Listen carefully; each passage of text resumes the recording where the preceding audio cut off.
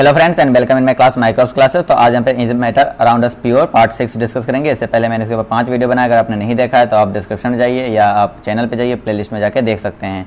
First chapter का जो है मैंने एक्टिविटीज अभी तक कंप्लीट कर दी है, अगर आपने वो भी नहीं देखा तो आप वो भी जाके चैनल से प्लेलिस्ट से देख सकते हैं। तो प्रीवियस वीडियो में हमने उसके सस्पेंशन के बारे में बात की थी, तो आज जो है नेक्स्ट टॉपिक कोलाइड के बारे में देखेंगे। कोलाइड क्या होता है, जस्ट फॉर एग्जांपल हम मिल्क को देखें तो क्या होगा। मिल्क जो होती है उसके अंदर बहुत से प्रोटीन, फैट, इस सब का मतलब मिश्रण होता है। मिल्क जो है प्रोटीन, फैट, वाटर का मिश्रण होता है। लेकिन क्या आपको मॉलिक्यूल प्रोटीन और फैट के दिखाई देते हैं? नहीं दिखाई देते हैं।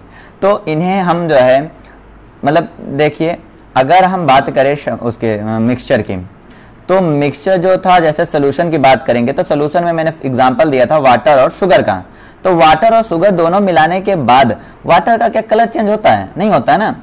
लेकिन दूध जो है हमें दिखता तो होमोजीनियस है, क्योंकि हमने कहा था कि सोल्यूशन क्या होता है, होमोजीनियस मिक्सचर।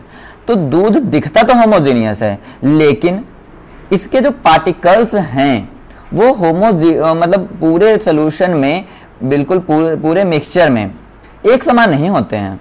इनके पार्टिकल्स की जो साइज है वो मिक्सचर के साइज मतलब सोल्यूशन के साइज और सस्पेंशन के साइज के बीच में होते हैं। जैसे सस्पेंशन की बात हमने क्या कही थी कि 100 नैनोमीटर से ज्यादा होना चाहिए, सोल्यूशन का होता है 10 नैनोमीटर से कम। तो इसमें जो है कोलाइड जो होता है वो हमारा होता है 10 से 100 mm के बीच में। तो अगर हम बात करें कोलाइड की, तो कोलाइड जो सबसे पहला है कि कोलाइड जो है हेट्रोजीनियस मिक्सचर होता है। दिखता हमें होमोजीनियस है पर होता वो हेट्रोजीनियस है। उसके पार्टिकल सस्पेंडेड होते हैं पूरे के पूरे सोल्यूशन में। मतलब जो सोल्यूशन में, जैसे फॉर एग्जांपल हमने सोल्यूशन में विलेय और विलायक मतलब उसे सॉल्यूट और सॉल्वेंट यूज किया था। तो सॉल्यूट क्या होता है, सॉल्वेंट में डिसॉल्व होता है। यहाँ पे क्या होता है, सस्पेंडेड होता है। ठीक। अब अगर हम बात करें कोलाइड की, तो कोलाइड में पार्टिकल्स की जो साइज है इतना होता है कि वो लाइट के बीम को स्कैटर्ड कर दे। यहां पे आपको ऊपर दिख रहा है कि हमने लाइट पास कराया तो वहां पे लाइट का पथ दिखाई दे रहा है दोनों से के दोनों सॉल्यूशन से। तो हम ये कह सकते हैं कि लाइट के बीम को स्कैटर्ड कर देता है पार्टिकल ऑफ द कोलाइड। और इस इफेक्ट को हम क्या कहते हैं, टिंडल इफेक्ट। क्यों कहते हैं? क्योंकि टिंडल नामक साइंटिस्ट ने इसे डिस्कवर किया था। ठीक। दूसरा अगर बात करें कोलाइड का मतलब टिंडल इफेक्ट का, तो जंगल में जो सवाना का वन है या जो फॉरेस्ट है वहां पे जो लाइट आता है तो वो जो ड्रॉपलेट्स होते हैं जंगलों में वो एज अ कोलाइड बिहेव करते हैं, as a colloid particle behave करते हैं और वो भी लाइट को स्कैटर्ड करते हैं। तो ये एग्जांपल हमें टिंडल इफेक्ट का। दूसरा एग्जांपल हमें फॉरेस्ट में मिलता है। तीसरा एग्जांपल, आपका जब घर बंद होता है और अंधेरा हो तो अगर एक होल से लाइट आ रही होती है तो वहां पे आपको पार्टिकल्स मूव करते हुए दिखते हैं, लाइट का पथ दिखाई देता है। तो तीसरा एग्जांपल टिंडल इफेक्ट का जो है आप अपने घर में ऑब्जर्व कर सकते हैं। तो आइए अब हम इसकी थ्योरी देखते हैं कि क्या है कोलाइडल सोल्यूशन। कोलाइडल सोल्यूशन हमारा क्या होता है? कोलाइडल सोल्यूशन ऐसा सोल्यूशन होता है जहां पे हमारा यूनिफॉर्मली स्प्रेड होता है पूरे सोल्यूशन में। देखिए, होमोजीनियस नहीं है, यूनिफॉर्मली स्प्रेड है, घुला हुआ नहीं है बल्कि फैला हुआ है। दूसरा ये हमारा हेट्रोजीनियस मिक्सचर होता है। अब पार्टिकल की बात करें तो ये मुझे नेक्ड आई से दिखाई नहीं दे रहा था। फॉर एग्जांपल अगर हम दूध की बात करें तो दूध में कितने कितने पार्टिकल थे?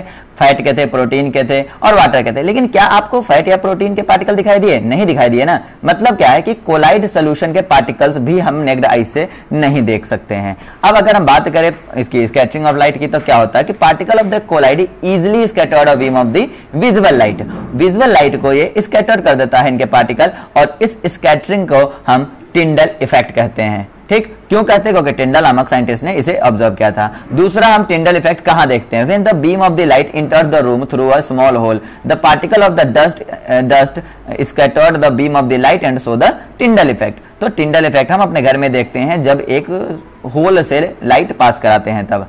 दूसरा हमारा टिंडल इफेक्ट का एग्जांपल अभी हमने आपको क्या दिखाया था, फॉरेस्ट में। फॉरेस्ट में क्या होता है हमारा कि sunlight passes through the canopy of the dense forest tiny droplets of the water behave like the colloid particles and scatter the beam of the light and so the Tyndall effect. तो ये Tyndall effect दो आपको यहाँ के example है, बाकी एक collide में होता है और सस्पेंशन में भी टिंडल इफेक्ट होता है। अब देखिए अगर प्रॉपर्टीज की बात, तो प्रॉपर्टीज में कुछ नहीं, पहला प्रॉपर्टीज तो वही है कि कोलाइड जो होता है हमारा हेट्रोजीनियस मिक्सचर होता है, ठीक। दूसरा हमारा प्रॉपर्टीज है कि जो साइज है कोलाइड की वो इतनी छोटी होती है कि हम नेक्ड आई से नहीं देख सकते। नेक्ड आई से तब देख सकते थे जब 100 नैनोमीटर से ज्यादा होना चाहिए, पर इसकी साइज 100 नैनोमीटर से कम होती है, 10 नैनोमीटर से ज्यादा होती है, ठीक। अब अगर हम बात करेंगे इनकी कोलाइड की प्रॉपर्टीज की, तो एक प्रॉपर्टी जो है लाइट को स्कैटर्ड करता है जिसे हम टिंडल इफेक्ट करते हैं, जो कि पाथ विजुअल हमें दिखाता है, ठीक। उसके बाद अगर हम बात करें दूध को, अगर दूध को छोड़ दे तो क्या हमें नीचे बॉटम में प्रोटीन या फैट दिखाई देता है? नहीं दिखाई देता है। मतलब क्या है कि ये जो है क्वाइट स्टेबल होता है, इनको हम अगर अनडिस्टर्ब छोड़ दे तो कोई भी पार्टिकल, सैल्यूट पार्टिकल या डिस्पर्स पार्टिकल हमारा सेटल डाउन नहीं होता है। अगला अगर बात करें, अब यहां पे क्या है कि हमें तो दिखाई नहीं दे रहा नेक्ड ना सेटल डाउन हो रहा, तो हम इसे फिल्ट्रेशन के प्रोसेस से अलग नहीं कर सकते। फिल्ट्रेशन के प्रोसेस से अलग नहीं कर सकते। फिल्ट्रेशन की प्रोसेस क्या थी? फिल्टर पेपर से सॉल्यूशन को हम गुजार रहे थे, दिखा मतलब फिल्टर पेपर लगा के हम दो सॉल्यूशन को डाल लेते, हो क्या रहा था, सॉल्यूट अलग हो रहा था, सॉल्वेंट हमारा अलग हो रहा था, ठीक। वो दोनों में दिखाई दे रहे थे पार्टिकल, इसलिए अब यहाँ पे जो कोलाइड में तो दिखाई दे नहीं रहे, जैसे प्रोटीन में फैट है, प्रोटीन है और मिल्क है, लेकिन इनकी डेंसिटीज तो अलग अलग है। तो हम यहाँ पे उनके डेंसिटीज पे मतलब उनके पार्टिकल्स पे लगने वाले ग्रेविटेशनल फोर्स को कंसीडर करके टेक्निक यूज करते हैं जिससे हम अलग करते हैं, और उस टेक्निक को हम सेंट्रीफ्यूगेशन कहते हैं। तो कोलाइड के पार्टिकल्स या कंपोनेंट को अलग करने के लिए हम सेंट्रीफ्यूगेशन टेक्निक यूज करते हैं। तो आपने अभी तक इस चैप्टर में दो टेक्निक पढ़ लिया, दो टेक्निक का नाम सुना, फिल्ट्रेशन और सेंट्रीफ्यूगेशन। अपकमिंग वीडियोस में हम इन सारे टेक्निक्स के प्रिंसिपल्स और यूजेस पढ़ेंगे, तो यहां पे दोनों याद रखिएगा। अब अगर हम कंपोनेंट की बात करें तो दो तरह के कंपोनेंट है। एक ऐसा कंपोनेंट जो कि सैल्यूट लाइक कंपोनेंट होता है जिसे हम डिस्पर्स्ड फेज कहते हैं। दूसरा ऐसा कंपोनेंट जिसमें डिस्पर्स्ड फेज जो होता है सस्पेंडेड होता है, जिसे हम डिस्पर्शन मीडियम कहते हैं। मतलब सैल्यूट लाइक जो है, सैल्यूट जो होता है सॉल्वेंट में मिक्स होता है, तो सॉल्वेंट लाइक कंपोनेंट जो है डिस्पर्शन फेज कहलाता है, और सैल्यूट लाइक फेज जो है डिस्पर्स्ड फेज कहलाता है। अब ये डिस्पर्स्ड फेज और डिस्पर्शन फेज में क्या यूज हुआ है, सॉलिड है, लिक्विड है, लिक्विड है, सॉलिड है, गैस है, सॉलिड है, इन सबको ध्यान में रखते हुए हम अगर बात करें तो सॉल्यूशन मतलब ये हमारा कुछ टाइप्स हैं कोलाइड के जिसको स्टडी करनी होती है। ये बहुत बार पूछा जाता है, एमसीक्यूज में पूछा जाता है, कभी कभी डायरेक्ट पूछ लिया जाता है। तो अगर हम डिस्पर्स्ड फेज की बात करें, अगर डिस्पर्स्ड फेज हमने लिक्विड लिया है और डिस्पर्सन फेज गैस है, डिस्पर्स्ड फेज लिक्विड है, डिस्पर्सन फेज गैस है, मतलब गैस में लिक्विड को मिक्स कर दिया तो उसे हम एरोसॉल कहते हैं। और एग्जाम्पल फॉग, क्लाउड और मिस्ट है, ये ध्यान रखिएगा। अगर आपसे एरोसॉल पूछा जाए तो एरोसॉल क्या होता है? When the dispersion phase is gas and the suspended particle या dispersed phase is liquid, then the type of the colloid is called the aerosol। इसके अलावा अगर डिस्पर्शन फेज हमारा गैस ही हो लेकिन डिस्पर्स्ड फेज सॉलिड हो जाए तो उसे भी हम एरोसॉल ही कहेंगे, जैसे स्मोक, ऑटोमोबाइल एग्जॉस्ट। देखिए स्मोक में क्या होता है, गैस होता है, गैस में हमारा सॉलिड पार्टिकल्स जो है कार्बन के पार्टिकल्स वो डिस्पर्स्ड होते हैं।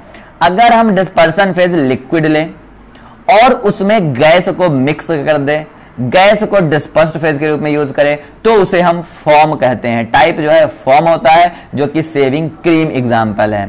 अगर हम डिस्पर्स्ड फेज लिक्विड यूज करें और डिस्पर्सन फेज लिक्विड, दोनों अगर लिक्विड है तो उसे हम इमल्सन कहते हैं, जैसे मिल्क और फेस क्रीम हो गया। अब डिस्पर्सन फेज लिक्विड ले हम और उसमें सॉलिड को मिक्स कर दें तो उसे हम सॉल कहते हैं, जैसे मिल्क ऑफ मैग्नीशिया और मड।